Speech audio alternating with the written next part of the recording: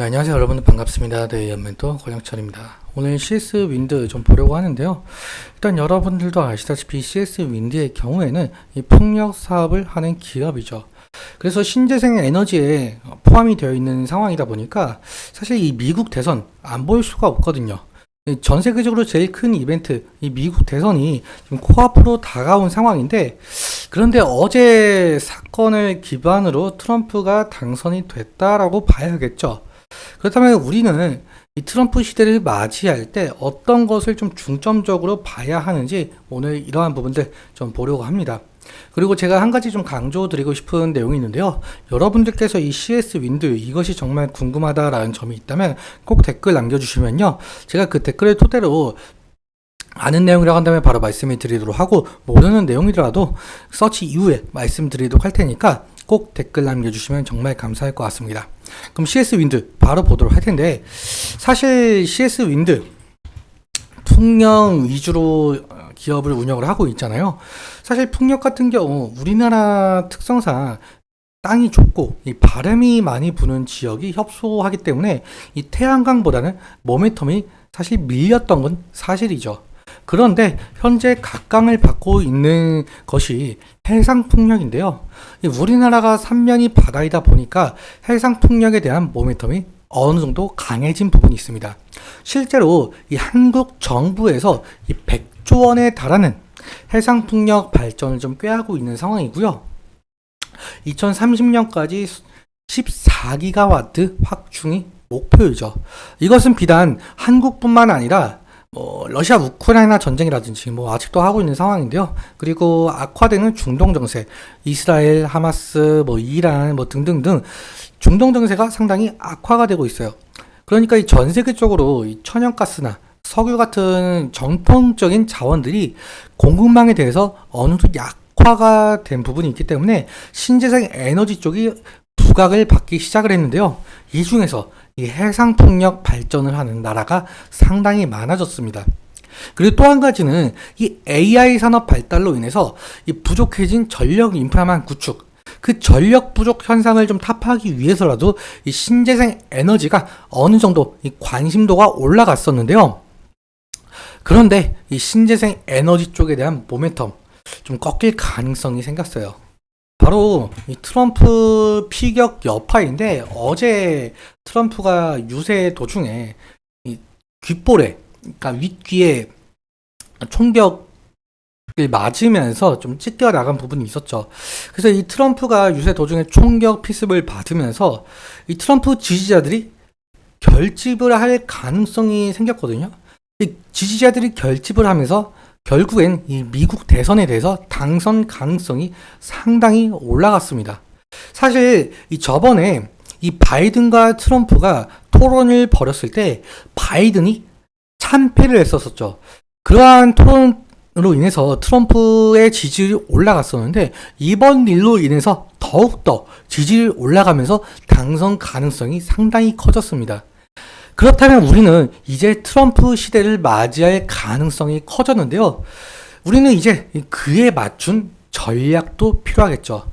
트럼프의 경우에는 여기 보시는 것처럼 이 신재생 에너지 대신에 이 석유, 석탄, 천연가스 등 이 전통적 에너지 인프라에 대한 대대적 투자를 주장을 하고 있는데, 왜 이렇게 이 주장을 하느냐라고 해본다면 여기 나와 있습니다. 트럼프는 이 단기간에 일자리를 늘릴 수 있는 석유 등의 전통 에너지를 선호하기 때문이죠. 그래서 트럼프 임기 내내 친환경 산업, 그러니까 신재생 에너지 산업에 대해서 타격은 불가피하다라고 하는데, 여기서 이 CS 윈드, 이 수출에 관한 매출이 떨어질 가능성이 있겠죠. 그런데 여기서 우리가 좀 집중적으로 봐야 될 것이, 이 정부가 주도했었던 이 해상풍력 입지법, 즉 정부의 이 풍력 발전 스탠스가 유지가 되는지도 좀 지켜봐야 될 것 같아요. 그래서 트럼프가 당선이 되었을 때도 내수적으로 이 매출이 잡힐 것인지, 그러면서 매출적으로 어느 정도 유지를 할 것인지, 이것을 좀 지켜봐야 되는 부분인 것 같습니다. 그러면 차트와 이 수급적인 측면 좀 보면서 또 이야기 나눠보도록 할 텐데요. CS 윈드 지금 마이너스 2% 정도 하락을 하고 있는 움직임을 좀 보실 수가 있습니다. 저가 부근은 마이너스 4.58%, 그러니까 약 5%까지 하락을 했고요. 그런데 20일 이평선 좀 지지해 주면서 아래 꼬리가 달린 모습을 좀 보실 수가 있습니다. 아무래도 어제 이 트럼프 여파로 인해서 하락한 모습으로 생각을 할 수가 있을 것 같은데, 앞서 말씀드렸다시피 지지라인 같은 경우 이 부분이라고 생각을 할 수가 있을 것 같아요. 오늘 이렇게 20일 이평선 좀 지지해 주면서 아래 꼬리가 달린 모습이 있기 때문에 이 부분이라고 좀 생각을 할 수가 있을 것 같고요. 그리고 만약에 이 부분을 이탈을 하게 된다고 한다면 우리는 여기 52주 신저가에 해당하는 이 부분을 좀 볼 수가 있을 것 같습니다. 그런데 만약에 이 부분까지 이탈을 하게 된다고 한다면 결국에는 CS 윈드 주가 같은 경우는 지속적으로 하락할 가능성이 있기 때문에 리스크적인 관리는 필요할 수 있을 것으로 보이고 있고요. 그리고 사실 상승시가 좀 제일 중요한 것 같은데, 상승시마다 이 차익 실현 매물이나 원금 보전 매물이 나올 가능성이 상당히 크거든요. 지금 2023년 7월 기점으로 지금 지속적으로 하락을 한 바가 있었어요. 몇 퍼센트까지 하락을 했냐라고 해본다면 약 한 50%까지 좀 빠진 모습을 보일 수가 있습니다. 그래서 상승시마다 이 저항대, 이 저항 매물에 막히면서 다시 하락할 가능성이 있거든요. 그러면 우리가 저항대로 볼 라인은 어느 구간이냐라고 해본다면 이 구간일 가능성이 크겠죠. 여기 60일 이평선과 120일 이평선이 만나는 구간, 이 구간에서 만약에 강한 거래 대금을 통해서 수급을 소화시킨 이후에 돌파를 해준다고 한다면 뭐 상승 추세로 다시 나타낼 가능성이 있겠지만, 결국은 저항대에 막히면서 다시 하락을 하게 된다고 한다면 뭐 횡보를 하거나 뭐 아니면 지속적으로 하락을 하거나 이 둘 중 하나겠죠. 그래서 이러한 부분들 좀 염두해 주시면 좋을 것 같다라는 말씀 드리고 싶고요.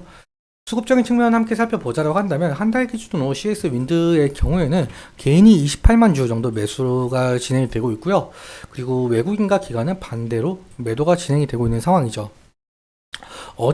저번 주 금요일 기준으로 보자라고 한다면 개인 매수, 그리고 외국인 매도, 기관 매수 이렇게 나타내고 있는데, 그런데 기관에서 금투 2,900주 매도, 보험 매도, 투신에서 어느 정도 들어온 모습을 확인할 수가 있습니다. 그리고 사모펀드 매도, 연기금 매수. 지금 연기금에서 4일 연속 매수가 나왔지만 오늘 같은 흐름은 7,000주 정도 매도가 나오고 있는 흐름이고요. 마찬가지로 투신도 5일 연속 매수가 나왔지만 오늘 1,000주 정도 매도가 나왔다. 이렇게 볼 수가 있을 것 같습니다. 그래서 수급적인 측면도 함께 살펴보는 것이 중요할 것 같고, 오늘은 여기까지 말씀을 드리도록 할 텐데, 앞서 말씀드린 것처럼 여러분들께서 이 CS 윈드 이것이 정말 궁금하다라는 점이 있다면 꼭 댓글 남겨주시면 정말 감사할 것 같습니다. 그리고 오늘 말씀드린 내용과 차트적인 부분에 대해서 제 개인적인 견해가 많이 껴있다 보니까 여러분들의 주관적인 견해 함께 투자를 현명한 선택하셨으면 좋겠습니다. 오늘도 시청해주셔서 감사하고 지금까지 데이언 멘토 권혁철이었습니다. 감사합니다.